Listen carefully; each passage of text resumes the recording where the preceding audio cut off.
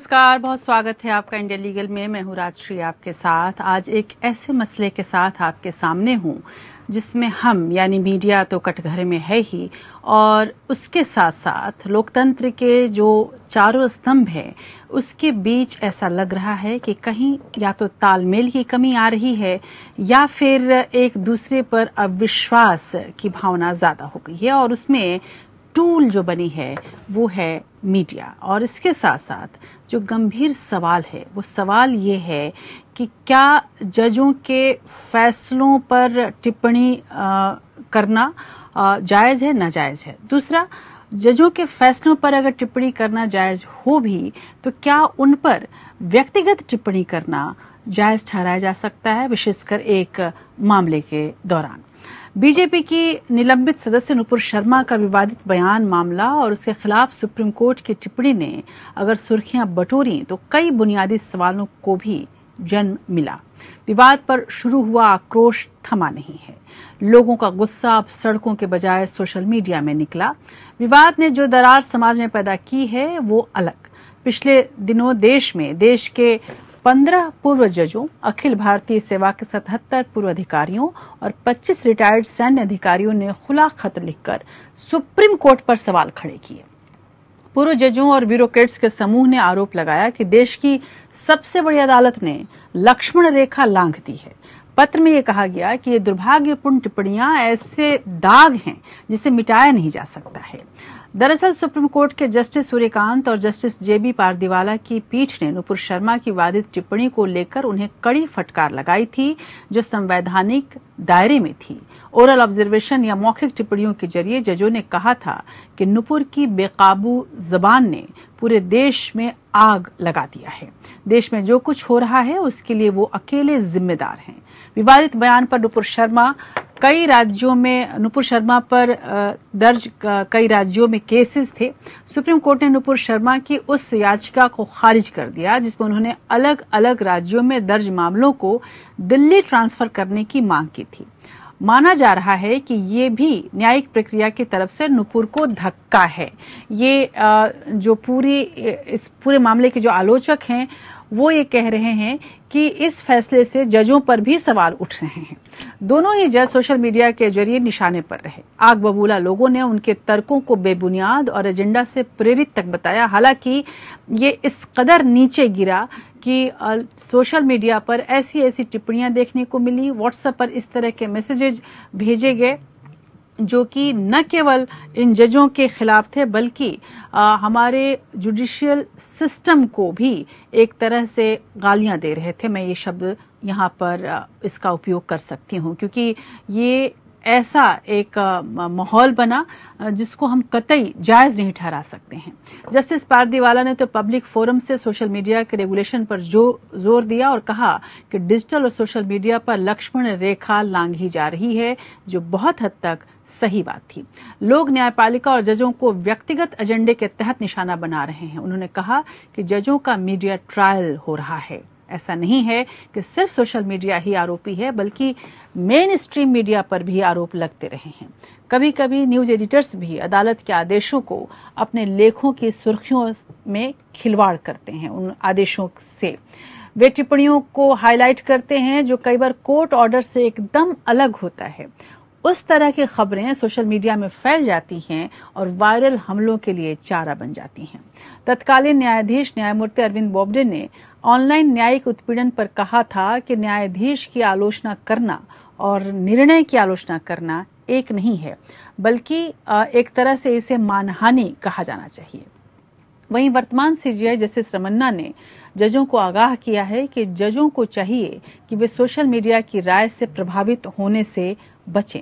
न्यायालय के शीर्ष जज आज अपने हर बड़े फैसले पर सवालों के कटघरे में खड़े किए जाते हैं। ऐसे में आज कहीं न कहीं अभिव्यक्ति की स्वतंत्रता की आड़ में जजों की प्रतिष्ठा को छिन्न भिन्न किया जा रहा है।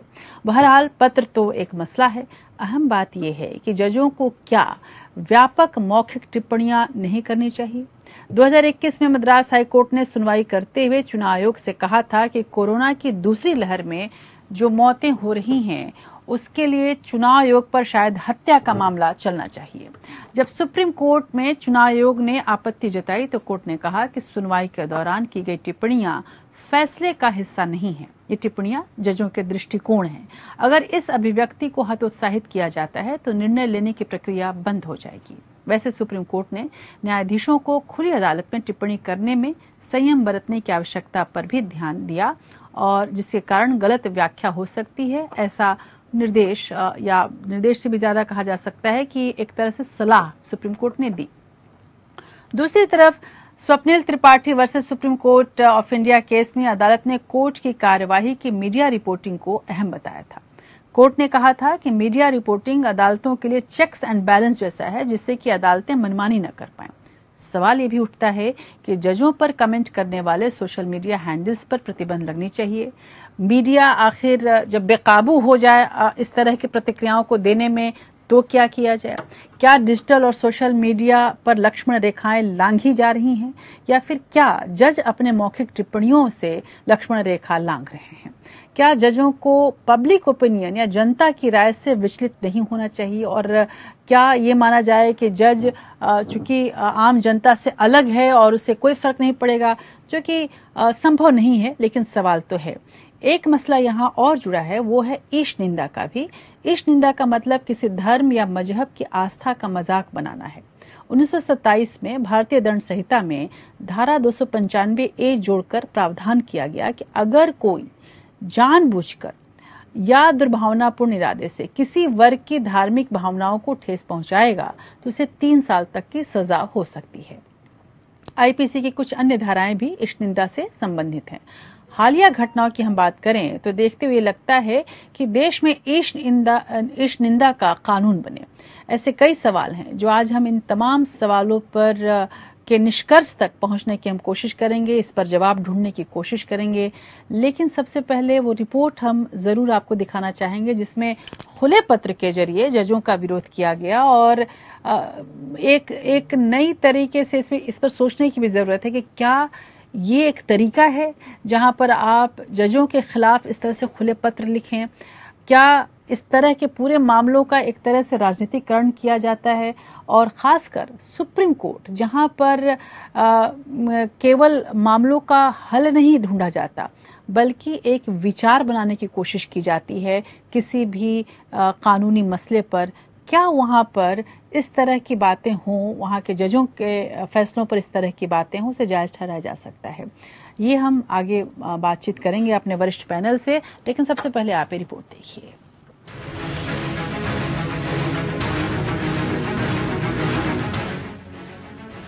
पैगंबर के खिलाफ विवादित बातों से जुड़े नुपुर शर्मा मामले को लेकर सुप्रीम कोर्ट द्वारा हाल ही में की गई टिप्पणियों को लेकर विवाद गहराता जा रहा है। देश के 15 रिटायर्ड जजों, 77 नौकरशाहों और 25 पूर्व सैन्य अफसरों ने खुला पत्र लिखकर सुप्रीम कोर्ट के जस्टिस सूर्यकांत और जस्टिस JB पार्डीवाला की टिप्पणियों को दुर्भाग्यपूर्ण बताया है। ये खुला पत्र forum for human rights and social justice J&K and Ladakh at Jammu की ओर से लिखा गया है। खुले बयान में कहा गया है कि इस तरह के अपमानजनक बयान का न्यायपालिका के इतिहास में इससे पहले का कोई उदाहरण नहीं है। खुले पत्र में रिटायर्ड जजों और अन्य अधिकारियों ने कहा है कि निलंबित बीजेपी नेता नुपुर शर्मा के मामले में शीर्ष कोर्ट ने लक्ष्मण रेखा पार कर दी। पत्र में कहा गया है कि नुपुर शर्मा ने उच्चतम न्यायालय के समक्ष न्याय प्रणाली तक पहुंचने की मांग की अनदेखी हुई है। ये संविधान की सभी को न्याय की गारंटी के खिलाफ है। टिप्पणियों में नुपुर शर्मा को दोषी ठहराया जाता है जहां ये कोई मुद्दा नहीं था। टिप्पणियां ऐसी हिंसा की वारदातों को बढ़ावा देती हैं। न्यायपालिका के इतिहास में दुर्भाग्यपूर्ण टिप्पणियों की ऐसी कोई मिसाल नहीं है। ये सबसे बड़े लोकतंत्र की न्याय प्रणाली पर धब्बा है। इसमें सुधार के कदम उठाए जाने चाहिए क्योंकि इसका लोकतांत्रिक मूल्यों और देश की सुरक्षा पर गंभीर परिणाम हो सकता है। पूर्व न्यायाधीशों, अफसरों और सैन्य अधिकारियों ने कहा है कि शीर्ष कोर्ट की टिप्पणियां न्यायिक आदेश का हिस्सा नहीं हैं, लेकिन इनके जरिए न्यायिक औचित्य और निष्पक्षता को प्रभावित नहीं किया जाना चाहिए। सुप्रीम कोर्ट ने 1 जुलाई को सुनवाई के दौरान नुपुर शर्मा को जमकर फटकार लगाई थी। शर्मा के पैगंबर मोहम्मद को लेकर आपत्तिजनक बयान पर देश में मचे बवाल के लिए उसे जिम्मेदार ठहराया गया था। नुपुर शर्मा को टीवी पर आकर माफी मांगने का भी सुझाव दिया गया था। ये भी कहा गया था कि देश में उसके बयान के कारण आग लगी है। इन टिप्पणियों के साथ ही शीर्ष कोर्ट ने नुपुर शर्मा के खिलाफ देश भर में दर्ज एफआईआर को एकजुट कर दिल्ली स्थानांतरित करने और यहीं सुनवाई की मांग वाली अर्जी खारिज कर दी थी। नुपुर ने अपनी जान को खतरा बताते हुए सारे केस दिल्ली स्थानांतरित करने का आग्रह किया था। Bureau report. और इस पर बातचीत करने के लिए मेरे साथ बेहद वरिष्ठ पैनल जुड़ रहा है। मेरे साथ जुड़े हैं जस्टिस भंवर सिंह, पूर्व जज इलाहाबाद हाई कोर्ट के। हमारे साथ डॉक्टर जी वेंकटेश राव जुड़े हैं, वरिष्ठ अधिवक्ता हैं सुप्रीम कोर्ट से। वेद भूषण, पूर्व आईपीएस अधिकारी हमारे साथ जुड़ रहे हैं। हमारे साथ पीयूष पंत जी जुड़ रहे हैं, वरिष्ठ पत्रकार हैं। जस्टिस भंवर सिंह जी, सबसे पहले मैं आपके पास आना चाहूंगी।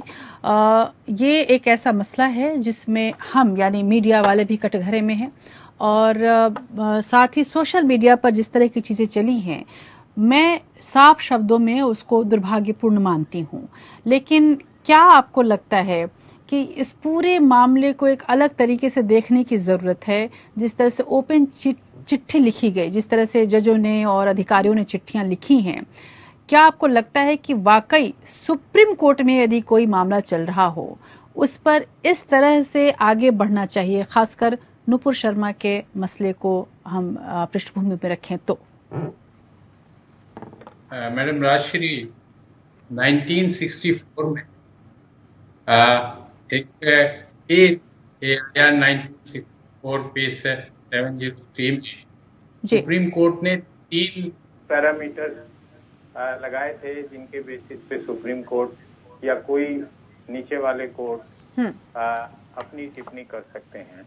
सबसे पहले था कि क्या जिस आदमी के कंडक्ट को हम डिस्कस कर रहे हैं क्या वो सुप्रीम कोर्ट या हाई कोर्ट के सामने है। नंबर 2, क्या वो एविडेंस सुप्रीम कोर्ट या हाई कोर्ट के सामने है जिसके बेसिस पर वो रिमार्क पास कर रहे हैं। और तीसरा ये कि क्या ऐसे रिमार्क केस के डिसीजन के लिए आवश्यक हैं। अगर हम इन 3 पैरामीटर्स पर, ये पैरामीटर्स जो हैं हमेशा से इस्तेमाल होते आ रहे हैं और हाई कोर्ट और सुप्रीम कोर्ट आज से नहीं हमेशा से ऐसे रिमार्क्स पास करते रहे हैं जिन पे मीडिया को, जिन पे पर्सनल एडवर्सली अफेक्टेड होने वाले व्यक्तियों को ऐतराज होता रहा है। अगर हम इन 3 पैरामीटर्स में सुप्रीम कोर्ट के ऑब्जर्वेशंस रखें जो नुपुर शर्मा के केस में किए गए, तो ना तो नुपुर शर्मा कोर्ट में हाजिर थी, इसलिए उनके खिलाफ तो कोई ऐसे ऑब्जेक्शंस नहीं, ऐसे रिमार्क्स पास होने में ऑब्जेक्शनेबल तो होगा ही। नंबर 2, क्या एविडेंस है? आज तक मीडिया में ये नहीं आया कि एग्जैक्टली नुपुर ने क्या कहा, और वो इसलिए नहीं आया, वो सही भी है कि बार बार एक ऐसे रिमार्क को जो गलत कहा जा रहा है वो बार बार अगर मीडिया भी उसको पब्लिसाइज करेगी तो वो फिर और ज्यादा उत्तेजना पूर्वक कहा जाएगा। मगर वो एविडेंस सुप्रीम कोर्ट के सामने नहीं थी और ना ही ये नेसेसरी था सुप्रीम कोर्ट के लिए कि वो ऐसे रिमार्क्स पास करें ताकि वो जजमेंट का हिस्सा बने। जजमेंट की कहीं बात ही नहीं थी।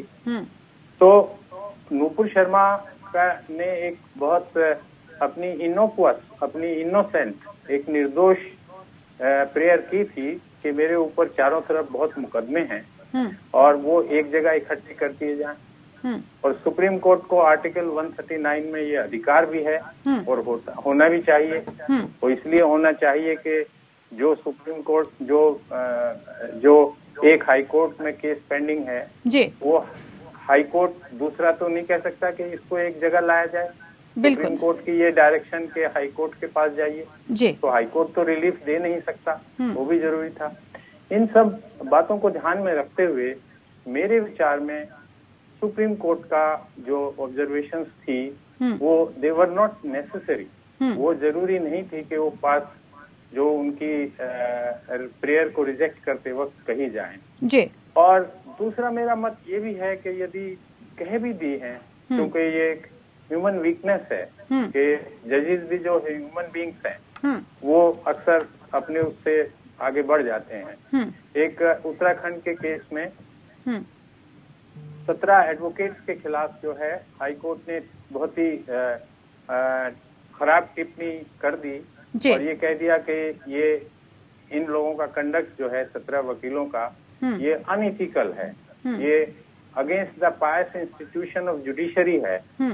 तो जस्टिस नारीमन जब वो सुप्रीम कोर्ट में थे, उन्होंने और एक और जस्टिस ऋषिकेश ने उन्होंने कहा कि ये जरूरी नहीं था और खासतौर से ऐसे वक्त पर नहीं कहना चाहिए। वहाँ आर्ग्यू किया गया कि जो एडवोकेट्स, उनमें से कुछ एडवोकेट्स और जो जज हुए वो जब बार में दोनों थे तो एक दूसरे के राइवल्स थे जी। तो ये प्रेजुडिस जो है कभी भी किसी जज को ऑब्जर्व नहीं करना चाहिए। उसके आउट ऑफ दैट प्रेजुडिस कोई ऑब्जर्वेशंस, एडवर्स ऑब्जर्वेशंस या किसी भी तरह की ऑब्जर्वेशंस नहीं करनी चाहिए जी। तो इसलिए मेरे विचार में, जैसा आपका प्रश्न है, सुप्रीम कोर्ट को ये ऑब्जर्वेशंस करना नूपुर वाले केस में आवश्यक नहीं था। तो आप ये मानते हैं कि सुप्रीम कोर्ट के लिए जो एक बहुत खुले तौर पर तो नहीं कहा गया है, लेकिन एक लक्ष्मण रेखा सी है जो जिसको हम लोग कह सकते हैं कि मोरालिटी से जुड़ी हुई एक लक्ष्मण रेखा जिसको मैं कह सकती हूँ, वो सुप्रीम कोर्ट ने इस मामले में लांघी है? देखिए मैडम, सुप्रीम कोर्ट की गरिमा को ध्यान में रखते हुए हमें ये भी ख्याल रखना चाहिए कि आखिर वो सुप्रीम कोर्ट है और वो सुप्रीम कोर्ट जजेस हैं जिन्होंने ऐसे ऑब्जर्वेशंस किए हैं जी। अगर हम बहुत हार्श वर्ड्स ना इस्तेमाल करें और हम सिर्फ इतना क्रिटिसिज्म में आपने कहें कि ऐसी ऑब्जर्वेशंस उचित नहीं थी, उनके बिना भी काम चल सकता था, तो ये ज्यादा अच्छा रहेगा मेरे विचार में। लक्ष्मण रेखा जैसी बातें करना वो बहुत एप्रोप्रिएट नहीं है। बिल्कुल। वेद भूषण जी, ये सवाल मैंने इसलिए पूछा जस्टिस भंवर सिंह जी से कि जो चिट्ठी लिखी गई पूर्व जजेस के द्वारा और पूर्व अधिकारियों के द्वारा, उसमें ये कहा गया कि आपने लक्ष्मण रेखा लांघ दी है। क्या आपको ऐसा लगता है कि एक सुप्रीम कोर्ट का जज होने के नाते या कोई भी जज होने के नाते कोई मामला अगर किसी के भी सामने आता है तो एक उसका व्यक्तिगत विचार भी हो सकता है, उसे कमेंट्स भी उस पर वो दे सकता है और उसका अधिकार है ये। उससे इसका ये अर्थ नहीं है कि वो कोई सीमा लांघ रहे थे। जस्टिस सूर्यकांत या जस्टिस पारदीवाला, उन्होंने एक रेफरेंस में ये सारी बातें कही हैं। क्या आपको लगता है कि इस तरह से चिट्ठियां लिखना इस पूरे मामले का राजनीतिकरण ज्यादा है और एक तरह से ये हमला जो है ये कहीं ना कहीं किसी और जिसको कहा जाए कि ऑल्टर मोटिव्स हैं, इसके कुछ और सोच कर किया गया है? क्या आप ये मानते हैं या आपको लगता है कि यही एक मंच है जहां पर इस तरह से हम लोग काम कर सकते हैं? राजश्री मैडम, अभी आपने लक्ष्मण रेखा का जिक्र किया जी। अदालत की गरिमा है और ये सबसे बड़ी कोर्ट है हिंदुस्तान की। पूरा हिंदुस्तान इसके एक एक वर्ड को एनालाइज करता है लीगल तरीके से, सामाजिक परिप्रेक्ष्य में, राजनीतिक परिप्रेक्ष्य में। दिल्ली पुलिस के लिए कहना कि नुपुर शर्मा के लिए रेड कारपेट बिछा रखा था, मेरी समझ से बाहर है। अभी इन्वेस्टिगेशन शुरू भी नहीं हुई है। दिल्ली पुलिस ने न केवल नुपुर शर्मा, 33 अन्य असाउद्दीन ओवैसी का नाम भी उसके अंदर है, उनके खिलाफ एक FIR दर्ज की है। अब इसकी इन्वेस्टिगेशन चल रही है। अभी तो इन्वेस्टिगेशन चली नहीं, उससे पहले डिसीजन कर देना कि नुपुर शर्मा को एक तरह से फैसिलिटेट किया जा रहा है, नुपुर शर्मा को फेवर कर रही है दिल्ली पुलिस, ऐसा उसका मीनिंग जो मेरी समझ में आता है वो निकल कर आता है। परंतु ऐसा कुछ नहीं है। बिना दिल्ली पुलिस को सुने, नोटिस करे, पुलिस का जवाब, इन्वेस्टिगेटिंग ऑफिसर का जवाब अच्छा होता कि उससे पूछा जाता कि नुपुर शर्मा केस में इन्वेस्टिगेशन कहाँ तक पहुंची है और जल्दी इन्वेस्टिगेशन क्लोज करके उसका फास्ट ट्रैक ट्रायल किया जाता। और नुपुर शर्मा ने जो कहा वो आइदर वो हाइट स्पीच में आता है या नहीं आता है, it will be decide by the lower court. Supreme court बहुत बड़ी अदालत है राजश्री, उसके एक एक वर्ड नजीर बन जाता है, पूरे हिंदुस्तान की कोर्ट उसको फॉलो करती हैं जी। अब आप देखें नुपुर शर्मा के खिलाफ महाराष्ट्र में केस है, उसमें नोटिस उसको आ रखा है, she is joining the investigation. दूसरे तमाम स्टेट्स में उसके खिलाफ मल्टीपल FIRs हैं और ये पहला मौका नहीं है कि सुप्रीम कोर्ट में इस तरह की पिटीशंस ना आई हो और सारे केसेस को क्लब करके एक स्टेट के अंदर ट्रायल करा गया हो। एक तो वो लड़की है, दूसरा उनकी जान को भी खतरा है। नहीं वेद जी, मैं दूसरे उसके ऊपर हूँ। उनकी जो वकील है उन्होंने पूरे रखे होंगे जरूर तर्क सुप्रीम कोर्ट के सामने। मेरा ये कहना है कि कोई पहली बार नहीं है जब सुप्रीम कोर्ट ने कोई इस तरह की टिप्पणी कही है। आप पिछले 10 सालों में आप निकालें तो बारहा ऐसा हुआ है जब सुप्रीम कोर्ट ने बड़े स्ट्रांग कमेंट्स किए हैं। यहाँ तक भी कहा गया है कि देश अगर इस तरह से रहा तो देश रहने लायक नहीं रहेगा। सरकार पर टिप्पणी की गई है, ये भी आप लोगों की संस्थाओं पर की गई है। सीबीआई को तो तोता ही कहा गया था, तब तो इस तरह का माहौल नहीं मिला, तब तो चिट्ठियां नहीं लिखी गई। अब अचानक से अगर सुप्रीम कोर्ट ने कुछ कहा या सुप्रीम कोर्ट के जजेस ने कहा, मैं सुप्रीम कोर्ट तो नहीं पूरी कहूंगी, सुप्रीम कोर्ट के 2 जजेस ने अगर कुछ ऑब्जर्वेशन दिया तो इतनी ज्यादा जो प्रतिक्रियाएं आई हैं सबके सामने, जिसके वजह से आप सोशल मीडिया पर, आप लोगों ने तो चिट्ठियां लिख दी, लेकिन उसके बाद आप सोशल मीडिया पर देखिए किस तरह से प्रतिक्रियाएं दी गई हैं, किस तरह से जजेज को एक तरह से उनकी निंदा की जा रही है और इस स्तर पर निंदा की जा रही है जिसमें कोई तथ्य भी नहीं है।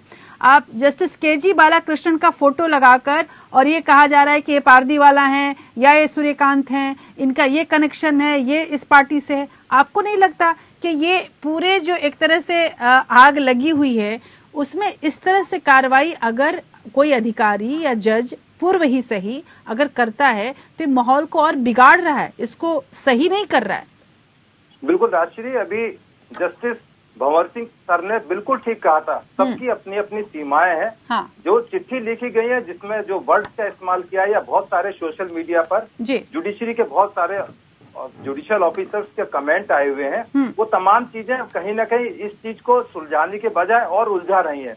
जबकि जो न्यायालय का काम है तमाम चीजों को सॉर्ट आउट करना और उसको लीगल परिप्रेक्ष्य में इस्तेमाल करना।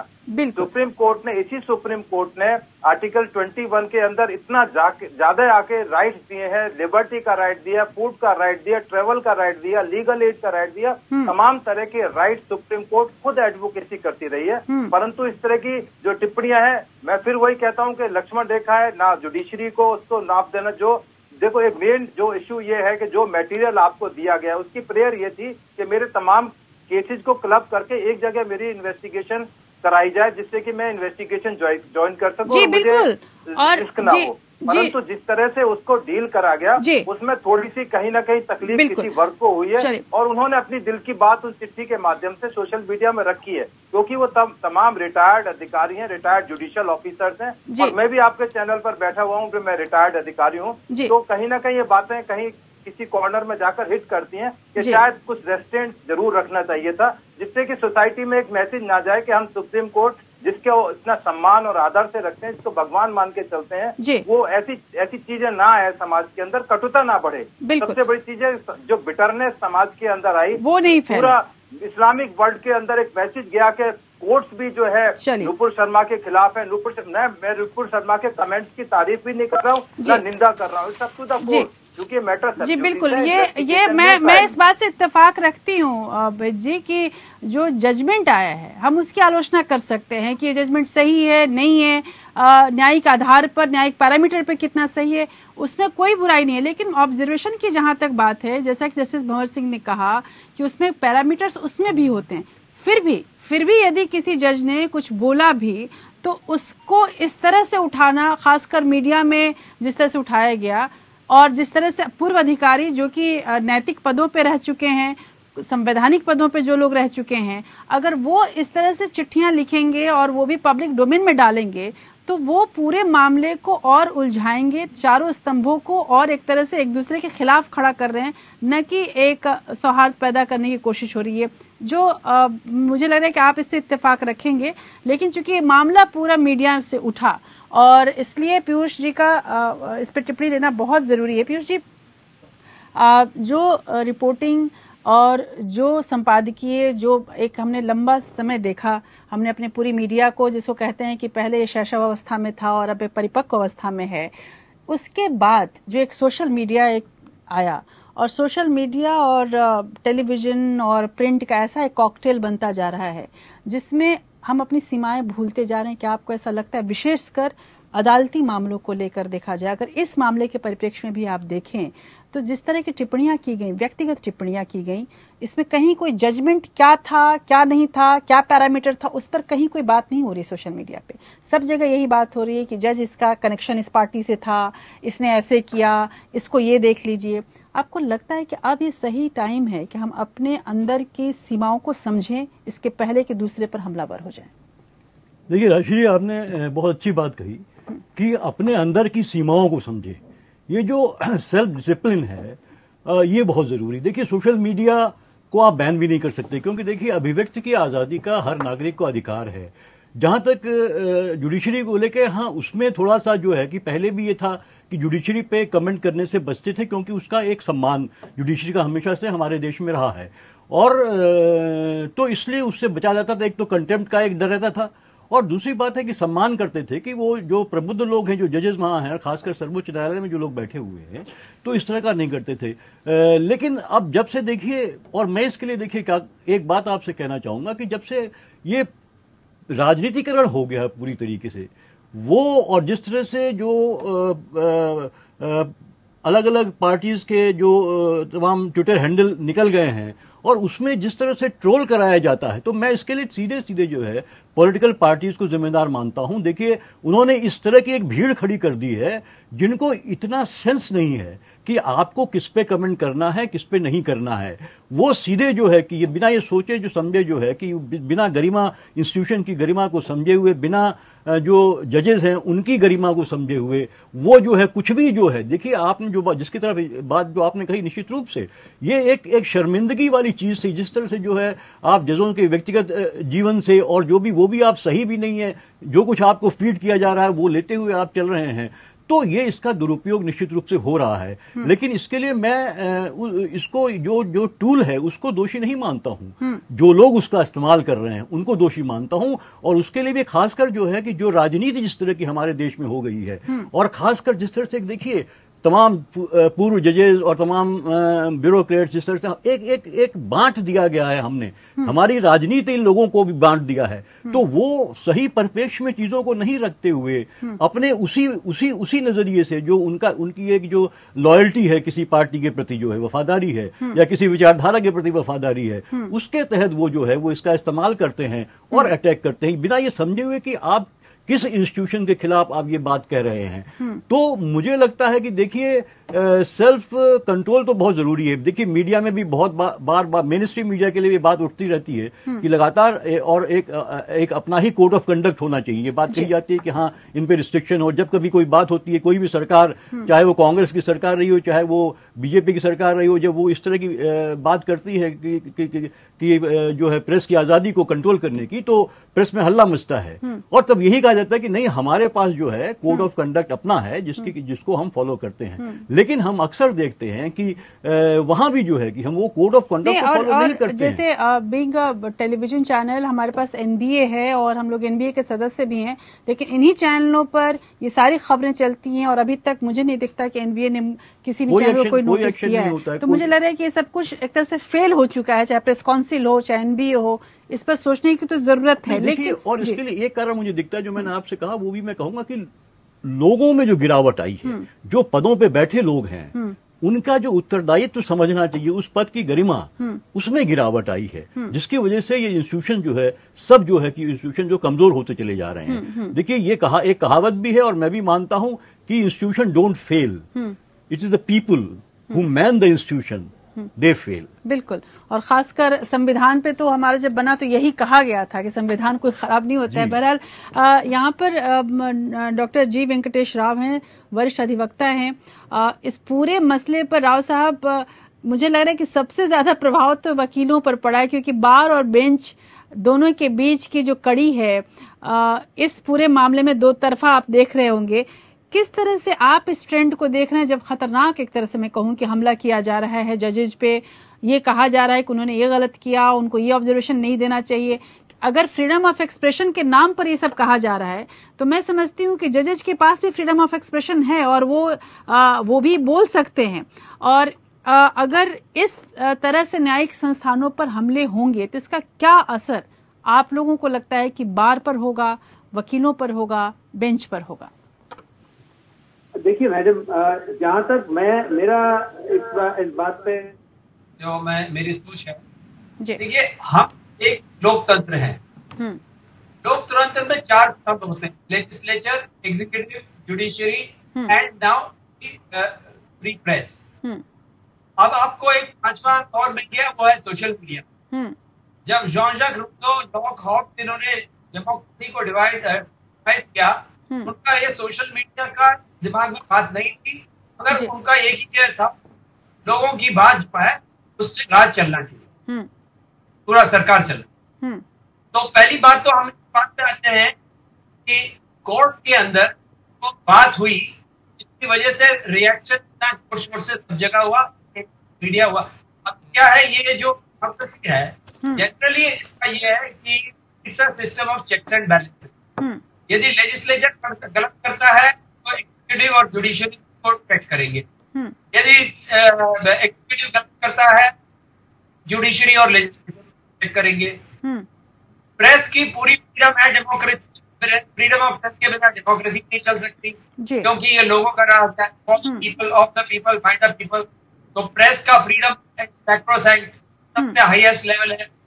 सिर्फ ये गलत ना रिपोर्ट करे, मगर सच्ची बात उनको रिपोर्ट करने की पूरी आजादी है। तो अब इससे अभी क्या हुआ, कोर्ट में जो बहस चल रही थी उसके अलावा हमारे माननीय जजों ने टिप्पणियां किया तो ऑर्डर में नहीं आया, और उस बात को कई लोग, हम लोग जो संविधान के जानने वाले हैं और ये लीगल मैटर्स को जानने वाले हैं, हमारा एक राय है कि, और ये राय जो है हमारी अपनी निजी राय नहीं है, ये जजमेंट्स के द्वारा ही आई कि क्या राय है। अब मैं एक जजमेंट सुनाता हूँ कि चीफ इलेक्शन कमिश्नर वर्सेस का एक जजमेंट है। हाँ, उस जजमेंट में मैं पूरी अभी रेलेवेंट पैराग्राफ का पढ़ जी, जो लास्ट पैराग्राफ जस्टिस चंद्रचूड़ ने खुद लिखी है about observations in the court, and ये final paragraph. Having said that, उन्होंने पूरी आजादी दी कि ये जो ओरल ऑब्जर्वेशन है कोर्ट के अंदर, प्रेस को पूरी आजादी है मामले में उसको रिपोर्ट देगा। So now ये पैराग्राफ 42 में जस्टिस चंद्रचूड़ कहते हैं, Having said that, we must emphasize the need for judges to exercise caution in the off-the-cuff remarks in open court, which may be susceptible to misinterpretation. बिल्कुल। Language both on the bench and in judgments must comport with judicial propriety. Language is an important instrument of judicial process, which is sensitive to constitutional values. Judicial language is a window to a conscience sensitive to constitutional ethos. Bereft of its understated balance, language risks losing its symbolism as a protector of human dignity. The power of judicial review is entrusted to the High Court under the Constitution, so is pedestal that it constitutes a part of the basic feature of the Constitution. Yet responsibility bears a direct correlationship with the nature and dimensions of the entrustment of power. A degree of caution and circumspection by the High Court would have allayed a grievance of the nature that has been urged in the present case. All that needs to be clarified is that oral observations during the course of hearing have passed with the moment and do not constitute. Now, point is, the Supreme Court themselves, when speaking about oral observation, has said कि आपको अपनी जो आपका सामने है उनकी गरिमा बना के रखना है और आपने अपना संस्था का गरिमा बना के रखना है, और आपको कोई भी ओरल ऑब्जर्वेशन ऐसी चीज नहीं कहनी चाहिए जिससे कोई केस पे फर्क पड़े या कोई उसका गलत उपयोग किया जाए या गलत मतलब निकाला जाए जी। तो अब ये हुआ। अब देखिए, जब कोई चीज ऐसी होती है जिसमें कोई भी लक्ष्मण रेखा कहे, आप कुछ भी कहे, ये अभी आपको दो केस मैं और बताता हूँ, जो आप 2 मिनट दीजिए मेरे को, आपको मैं इसका बहुत अच्छी तरह से विश्लेषण करता हूँ। अभी 2 पॉलिटिशियंस थे महाराष्ट्र में, उनके खिलाफ कुछ कह दिया गया, तो वो जो था बहुत सिंपल सा कोई भी बात कह सकते हैं, बच्चों ने कहा या उम्र कम लोगों ने कहा, उनको ले जाके बंद कर दिया आपने। हाँ, और इधर आपने पूरा इनको वो दिया, छूट दी कि ये आप कुछ भी जो बोलेंगे उसका जो है गलत वो निकालते मतलब, तो उसका कोई वो रोक नहीं। आप सोशल मीडिया को आप कैसे कंट्रोल करेंगे? तो इसलिए हर एक चीज को इंक्लूडिंग जुडिशरी एक with in a particular parameters function करना चाहिए। यदि वो नहीं कर पाते हैं तो इसका कोई रिएक्शन जी बिल्कुल, यही बात मैं जी बिल्कुल जस्टिस मोहम्मद सिंह, यहीं से मैं भी एक लीड लेना चाहूंगी कि जब सोशल मीडिया की जहां तक बात है, ये आपने सही कहा, राव साहब ने भी कहा, और पूरा पैनल मेरा ये मान रहा है कि भाई ऑब्जर्वेशन अगर आपको देना भी है तो आप चूंकि एक ऐसे पद पे बैठे हैं जहां आपके एक एक शब्द बहुत महत्वपूर्ण है, तो आप बहुत सोच समझ कर ऑब्जर्वेशन देंगे। चलिए ठीक है, उसके बाद अगर हम सोशल मीडिया पर आते हैं या जिस तरह से इस पर रिएक्शन आया, दो हमारे पास तर्क मिलते हैं। एक तो ये कहा जा सकता है कि भाई आपने कुछ कहा तो उसकी प्रतिक्रियाएं आ गई और आप इसको झेलते रहिए, लेकिन यही प्रतिक्रियाएं अगर किसी पार्टी पे या किसी नेता पर आती है तो उस पर एक्शंस होते हैं। लेकिन सोशल मीडिया पर जिस तरह से जजेज को लेकर हुआ, उस पर अभी तक हमें कोई विशेष गंभीर प्रतिक्रिया कहीं से भी देखने को नहीं मिली है, खासकर सरकार की तरफ से या न्याय मंत्रालय की तरफ से। जो सीजेआई जस्टिस रमन्ना ने भी ये आगाह किया है पहले भी कि जजों को चाहिए कि वो सोशल मीडिया की राय से प्रभावित होने से बचें, और दूसरा सोशल मीडिया एक तरह से सबसे ज्यादा पक्षपाती रिपोर्टिंग करता है खासकर जुडिशरी पे। आपको लगता है कि जो पारदीवाला ने कहा कि नहीं, सोशल मीडिया पर एक तरह से थोड़ा कंट्रोल लगाने के लिए या कोई इस तरह से कोई ट्रांसपेरेंसी लाने के लिए या ऐसे पक्षपाती रिपोर्टिंग को रोकने के लिए कुछ लगाम लगाने की जरूरत है? क्या आपको लगता है कि वाकई ये सही वक्त है सोशल मीडिया को कंट्रोल करने के लिए? नहीं तो ये मामला कहीं आगे बढ़ेगा और इसके और कई दुष्परिणाम हमको देखने को मिल सकेंगे। जी, ये बात सही है कि आर्टिकल 19 में हमें सबको, इंक्लूडिंग सोशल मीडिया जर्नलिस्ट, ये अधिकार है कि हम अपनी राय को खुल के अभिव्यक्त कर सकें।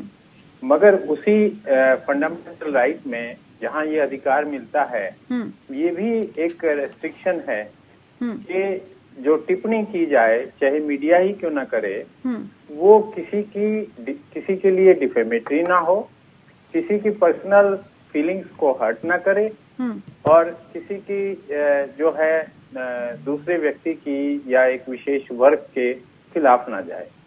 जब ये रेस्ट्रिक्शंस ऑलरेडी दी हुई हैं, कॉन्स्टिट्यूशन में दी हुई हैं, पार्लियामेंट ने लॉ बनाया हुआ है, तो हर व्यक्ति का ये धर्म है कि उसका पालन करे, चाहे वो सोशल मीडिया ही क्यों ना हो। सोशल मीडिया अपना इतना जो उनकी ड्यूटी है to publicise a matter, but well within limit होना चाहिए।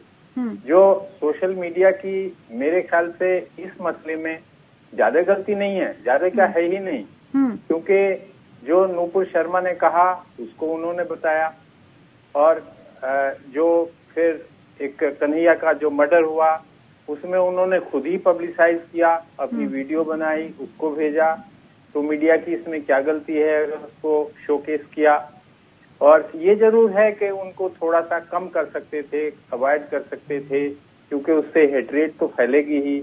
और सोशल मीडिया का भी ये फर्ज है कि अपने कंट्री में शांति रहे, कोई हेटरेट ना फैले, ये सोशल मीडिया का भी की भी ड्यूटी है जी। मगर ये जरूर है कि थोड़ा सा रेस्ट्रिक्शन सब पे होनी चाहिए कि कोई भी न्यूज अगर सोशल मीडिया उसको स्प्रेड करते हैं तो वो हेट्रेड ना फैलाए, क्योंकि वो हेट्रेड अगर फैलेगी तो अशांति बढ़ेगी।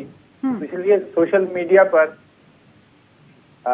थोड़ा सा एक उतना कंट्रोल जितना कॉन्स्टिट्यूशन कहता है कि किसी की डिफेमेटरी ना हो, किसी की भावनाओं को ठेस ना लगे, किसी विशेष वर्ग का जो है कोई नुकसान ना हो, उसको कोई क्षति ना हो, इन सब बातों को का ख्याल रखना चाहिए। नूपुर शर्मा की यदि हम बात करें तो ये मामला तब शुरू हुआ जब एक टीवी डिबेट में उन्होंने एक प्रतिक्रिया दी, और वो प्रतिक्रिया जिस तरह से दी गई, जिस तरह से बोला गया, उसके बाद विवाद शुरू हुआ।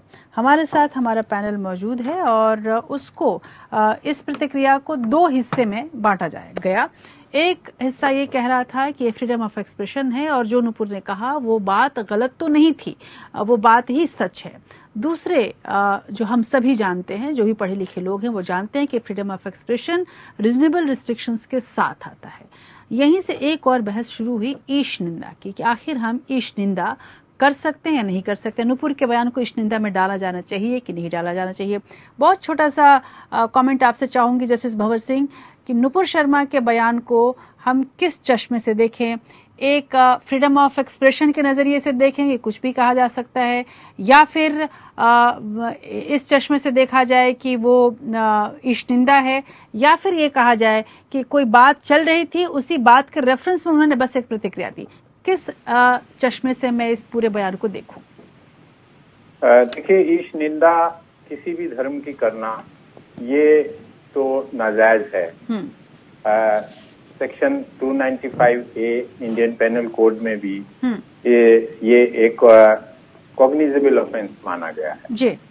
और ईशनिंदा से ज्यादा बयान देने वाले, जिससे हैट्रेड फैले, जिससे दूसरे धर्म की बेइज्जती हो, या ये सारे ऐसे बयान जो हैं ये नाजायज हैं। और इसमें आईपीसी में पहले से ही प्रोविजन है कि ऐसे बयानात जो हैं पनिशेबल हैं, कॉग्निजेबल हैं।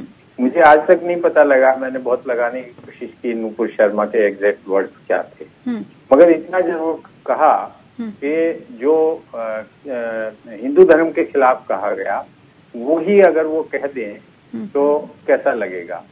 तो बात दोनों तरफ की कुछ ऐसी है कि दोनों ही तरफ से ये रेस्ट्रिक्शन बरतनी चाहिए। किसी को भी दूसरे धर्म की निंदा नहीं करनी चाहिए, उस धर्म के फेथ को आघात नहीं पहुंचाना चाहिए, उस धर्म को मानने वाले लोग जो है उनको मानसिक कष्ट हो ऐसा नहीं करना चाहिए। बिल्कुल। इसलिए ईश निंदा करना गैर कानूनी है, नाजायज है, उसमें सजा का प्राविधान है, सारे ऑफेंसेस कॉग्निजेबल हैं, नॉन बेलेबल हैं, तो ऐसा नहीं होना चाहिए। जी बिल्कुल। और अगर हम लोग हिस्ट्री देखें तो 1860 में हमारे यहाँ भी जो है आईपीसी में ये कानून बना था कि ग्रेट ब्रिटेन में सबसे पहले बना, फिर 1927 में हमारे यहाँ आया, और उसके बाद जो है फिर उसमें 67 साल बाद जो है आके फिर बदलाव हुए और उसको सख्त बनाया गया, इसीलिए कि ये ईश निंदा के जो बयानात थे ये बढ़ रहे थे, और आज की डेट में तो हद ही हो रही है। एक दूसरे धर्म के ऊपर जो है आक्षेप कर रहे हैं, उनकी निंदा कर रहे हैं। इसके लिए बल्कि कोई अलग से कानून बने, मैं चाहूंगा सभी धर्म के लोगों के लिए ये। वेदभूषण जी से इस पर मैं प्रतिक्रिया जरूर लेना चाहूंगी। वेदभूषण जी, अगर हाल फिलहाल की बात करें तो पिछले साल दिल्ली में हुई धर्म संसद मामले में पुलिस की ओर से दाखिल जो हलफनामा किया गया उस पे सुप्रीम कोर्ट ने असंतुष्टता जाहिर की थी, और इस हलफनामे में कहा गया था कि एक खास वाहिनी की ओर से आयोजित धर्म संसद में कोई नफरत भरी बात नहीं कही गई, लेकिन तमाम चीजें टेलीविजन पर और अलग अलग जगहों पर दिखाई गई थी। सुप्रीम कोर्ट ने इस पर हैरानी जताई थी, और इसके अलावा भी तमाम धर्म संसद हुए, उसमें इस तरह की बातें कही कि जो भंवर सिंह जी कह रहे हैं कि दोनों तरफ से ये मामला चल रहा है। अब यहाँ पर अगर हम आईपीसी की धारा की बात करें तो फिलहाल हेट स्पीच या ईश निंदा पर जो आईपीसी की धारा के तहत जो कार्रवाई होती है वो ऐसा लग रहा है जिसमें कई सारे लूज पॉइंट्स हैं और जिससे ये धारा प्रभावी नहीं हो पा रही है। क्या आपको लगता है कि इसमें आईटी एक्ट की कमी जो है वो पुलिस को ज़्यादा खलती है, और इसके अलावा ये जो धाराएं हैं इसमें किस तरह से परिवर्तन किया जाए कि ज़्यादा मजबूत हो, क्योंकि बहुत जल्द केंद्र जो है वो हेट स्पीच पर एक नया कानून लेकर आ रही है। किस तरह का परिवर्तन आप देखना चाहेंगे? राष्ट्रीय अक्रॉस द वर्ल्ड, चाहे वो क्रिश्चियनिटी के कंट्री हो, मुस्लिम हो या हिंदू कंट्री, बुद्धिस्ट है, ये एक अपने आप में एक बहुत बड़ा डिस्प्यूट रहा है कि ईश निंदा को कहाँ तक बियर किया जाए, कहाँ तक उसको नेग्लेक्ट किया जाए। ये बिल्कुल सही समय है कि इसके बारे में सोचने की जरूरत है, एक एक्ट बनाया जाना चाहिए, क्योंकि जो 295A का इंटरप्रिटेशन है वो अभी बहुत ज्यादा उसमें क्लियरिटी नहीं है। तो तमाम चीजें कोर्ट में जब ट्रायल में एविडेंसेस होते हैं उसके बाद वो डिसाइड होता है कि हेट स्पीच में आता है, ईश निंदा है या नहीं, तब तक बहुत ज्यादा सोसाइटी का नुकसान हो चुका होता है। नुपुर शर्मा वाले मामले में जैसे ही हेट स्पीच सो कॉल्ड आई, तमाम अमरावती, उदयपुर, तमाम तरह के दंगे लोग किस तरह से सड़क पर निकल आए। तो ये जरूरत है आज के टाइम की कि इस बारे में एक स्पेशल एक्ट जरूर पार्लियामेंट से बनना चाहिए जिसमें सब चीजों की क्लियरिटी हो। क्योंकि इसमें अभी तक बहुत ज्यादा डिमार्केशन नहीं है। अब हिंदू मुस्लिम सिख ईसाई उस पर यदि डिवाइड नहीं किया जा सकता। किसी भी धर्म की ईश निंदा नहीं होनी चाहिए, चाहे वो हिंदू देवी देवताओं का अपमान हो या इस्लाम के बारे में, क्रिश्चियनिटी के बारे में। परंतु अब वो चीजें सोसाइटी के लिए एक मजबूरी बन चुकी है कि यदि हम इसी तरह से सोसाइटी को बांटते रहे और हेट स्पीच के नाम पर एक दूसरे के ऊपर काउंटर एलिगेशन लगाते रहे तो इसका कोई नुकसान देश को होना है, सोसाइटी को नुकसान होना है। तो इसके लिए एक क्लैरिटी की जरूरत है। जो उम्मीद है अभी सारे डिस्कशन से आपके जितने पैनलिस्ट हैं सबने एग्री किया है कि इसके बारे में जरूर कोई ना कोई ऐसा समाधान होना चाहिए कि ये हेट स्पीच हो है ना, सोसाइटी के अंदर कोई ऐसा लोग हिम्मत ना कर पाए कि कोई हेट स्पीच इस तरह सोसाइटी में जाके एक हमारे समाज को डिवाइड कर सके, हमारे कॉन्स्टिट्यूशन को धराशायी कर सके। हमारा कॉन्स्टिट्यूशन सबसे अपहेल्ड है, रूल ऑफ लॉ पूरे देश के अंदर होना चाहिए। उम्मीद है कि सरकारें जरूर इस बारे में कुछ निर्णय लेंगी इस बारे में। पीयूष जी यहाँ पर एक बड़ा सवाल ये है कि जब भी कोई बयान आता है तो अभी हमारे पास जो भी बयान देने वाले तमाम नेता हों या व्यक्ति हों उनके पास कई ऑप्शंस खुल गए हैं, कई विकल्प खुल गए हैं। जैसा कि आपने बोला कि सोशल मीडिया ने एक ऐसा मंच दे दिया जहां आप कुछ भी बोल सकते हैं। उसके अलावा अगर मीडिया, अगर मैं ट्रेडिशनल मीडिया की बात करूं, ये पूरा मामला तो ट्रेडिशनल मीडिया से शुरू हुआ था। यहाँ पर भी जब खबरें आती हैं, कई खबरें बेलगाम खबरें आजकल हम उनको कहते हैं कि बेलगाम खबरें होती हैं, इनकी कोई जिम्मेदारी कोई लेने वाला नहीं होता। यहाँ तक कि बहस के शोज में भी इस तरह से बहस की जाती है कि खास फैसले तक या खास बातें निकलवाई जाएं ताकि शो की टीआरपी बढ़े। और जाहिर सी बात है कि इन सबों का प्रभाव जजेस के ऊपर भी पड़ता होगा, दर्शकों के ऊपर तो पड़ता ही है। क्या आपको लगता है कि उसके बाद जो मीडिया ट्रायल की स्थिति बनती है और वहां से बहस शुरू हो जाती है फ्रीडम ऑफ एक्सप्रेशन की भी और इश्तिंदा की भी, ये सब कुछ एक ऐसा घालमेल सा बन गया जिसमें अलग अलग कर देने की जरूरत है कि अगर मीडिया में भी कोई आ रहा है तो कहाँ तक बात कह सकता है, कहाँ तक नहीं कह सकता है।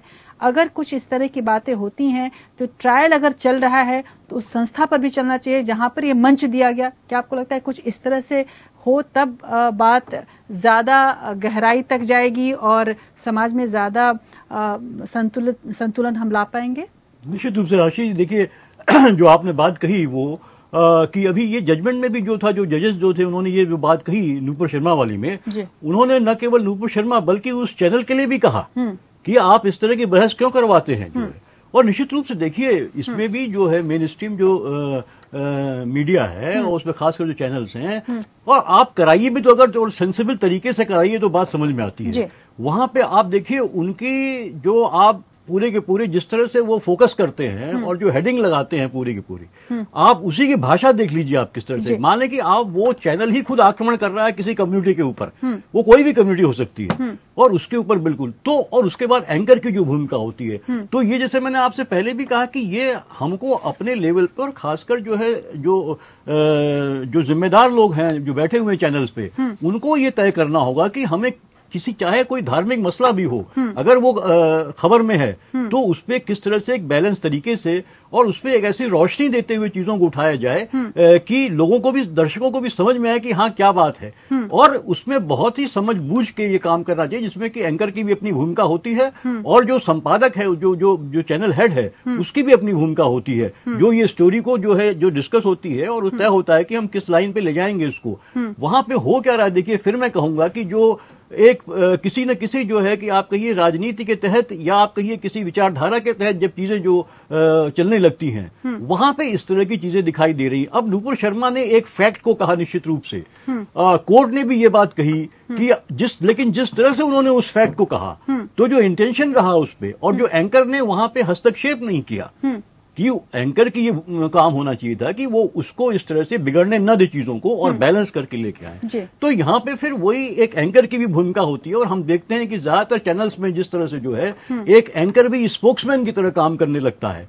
तो ये इस पे आप क्या कोई कानून बना के तो रोक नहीं लग सकता। ये तो जो कल्चर है आपका, जो मीडिया का कल्चर है, जो मीडिया की जिम्मेदारी है कि आपको ऑब्जेक्टिवली चीजों को दिखाना है और आपको सिर्फ फैक्ट्स को सामने रख देना है। और अगर कोई आपका पैनलिस्ट जो है भटक रहा है रास्ते से या किसी की आहत करने वाली बातें कर रहा है तो उसको तुरंत आपको टोक देना है। ये आपका धर्म बनता है, एक पत्रकार होने के नाते ये आपका धर्म बनता है। तो वही मैंने आपसे कहा राशि जी कि लोग जो है कि ये भूल जा रहे हैं कि उनकी जिम्मेदारियां क्या हैं। ये जिम्मेदारियां क्या हैं, वो जिस भी संस्थाओं में लोग बैठे हुए हैं वो अपनी जिम्मेदारियों को भूल जा रहे हैं, उसकी वजह से तमाम चीजें हो रही। दूसरी बात एक मैं यहाँ पूछना चाहूंगा कि क्या अगर नुपुर शर्मा किसी और पार्टी से होती तो क्या इस तरह की बात उठती? क्योंकि वो सत्ता में बैठी पार्टी से है तो निश्चित रूप से जो है इस तरह की बातें उठ रही हैं, उसमें यहाँ तक कि जज के खिलाफ भी जो है इस तरह के कमेंट कहे जा रहे हैं। वहीं पे जो है कि कोर्ट जब जो आम पब्लिक के लिए कोई इस तरह का जजमेंट देता है तो वहाँ कोई भी इस तरह से के बारे में बात नहीं कही जाती। ये जब मामला आगे बढ़ा है तो इसके पीछे पीछे कई सारी और जिसको अंदेशे कहे जाते हैं या आशंकाएं भी हैं, और साथ में कई सबके अपने अपने स्वार्थ भी ऐसा लग रहा है कि ऐसा है। पर अगर हम बार एंड बेंच की बात करें राव साहब, तो मुझे याद है कि 1998 में रमेश चंद पालीवाल के फैसले में सुप्रीम कोर्ट ने कहा था कि न्यायाधीशों को अपनी महत्वाकांक्षाओं को त्यागने और साधुओं की तरह व्यवहार करने, यानी कि बिहेव लाइक हर्मिट्स। उन्होंने यहाँ तक है कि जरूरत है, उनका मिशन रोशनी देना है।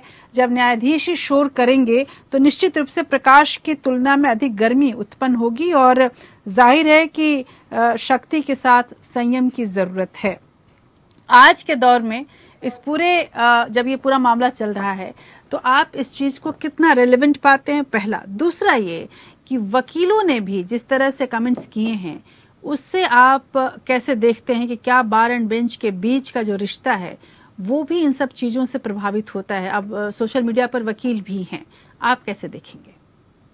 देखिए, सोफर जो नुपुर शर्मा की केस है उसमें मेरे ख्याल से जो अभी कंट्रोवर्सी हुई वो ज्यादातर मीडिया और बाहर के रिएक्शन से हुई है। कोई जो वकील था वो कोर्ट में, उनका कोई ऐसा बात नहीं था उन्होंने सिंपली अपनी बात रखी उसके बारे में, क्योंकि वो केस तो था कि इतने FIR फाइल हुए हैं कई अदालतों में, उन सबको एक साथ लिखने के लिए उन्होंने ये पिटिशन डाली थी, ट्रांसफर पिटिशन। सो देयरफॉर वो तो जाहिर मामला है, वो कोर्ट ने भी डिसाइड किया। आप एक ही मैटर को लेके 10 आपके FIR कई अदालतों में डालते हैं तो वो तो आप कोर्ट में सुप्रीम कोर्ट आके ट्रांसफर पिटिशन लाके एक कोर्ट में आप सारे ट्रांसफर करके उसके ऊपर ट्रायल करा सकते हैं, तो उसमें कोई दिक्कत नहीं थी। मगर कई बारी ऐसे होते हैं, कई सिचुएशन थे।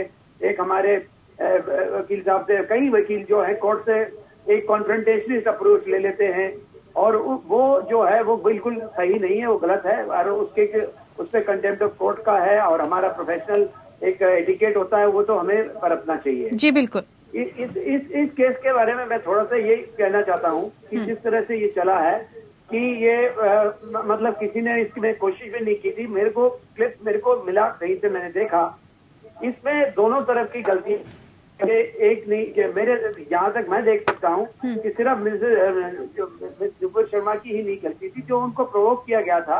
और ये जो है कुछ इस्लामिक चैनल्स और पाकिस्तान टीवी में भी दिखाया गया है कि ये दोनों तरफ की गलती थी। उन्होंने प्रोवोकेटिव स्टेटमेंट किया तो इन्होंने उसमें जवाब दे दिया। तो इसको जो है ये जो एक्चुअली जो इसमें दृष्टिकोण जो होना था वो ठीक तरह से आया नहीं, और कोर्ट की जो टिप्पणी थी वो भी थोड़ी सी मतलब एक तरीके से एक कहते हैं उसकी जो कोर्ट की बात जो हो रही थी, बहस जिस बात पे हो रही थी क्लबिंग ऑफ FIR, उसको छोड़ के अलग से हुई, जिससे ऐसा लगने लगा कि आप किसी की गलती माने जा रहे हैं।